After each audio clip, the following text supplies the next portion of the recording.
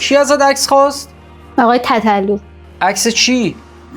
ولش کن بذار اینو نگم دیگه، چون که برای یعنی گفت چون میخوای خونه من بیای باید عکس بدی به من؟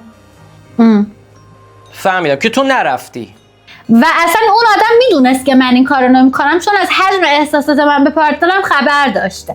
میخواست یه کاری کنه تو نفرت پیدا کنی. میخواست یه کاری کنه که من نرم اونجا، میخواست از قصد این کارو کرد که من دیگه این فکر تو سرم نباشه، خودم عقب نشینی کنم و به من بی احترامی نکنم، میدونی؟ یعنی من بعدها فهمیدم که قصدش این بوده، خودش گفت البته تو کانال تلگرامش، و به خاطر همین موضوع و طرفی که من باش رابطه بودم اون موقع اینجوری بود که نه تو اصلا هم به اون آدم فحش داد هم به من فحش داد، اصلا چیزی نبوده که اون داشته تصور میکرده. من هدفم چیز دیگه بوده، اون آدم هدفش چیز دیگه بود. بعد آدمی که این وسط بود کلا داشت توی لیگ دیگه بازی میکرد، اصلا داشت یه چیز دیگه فکر میکرد.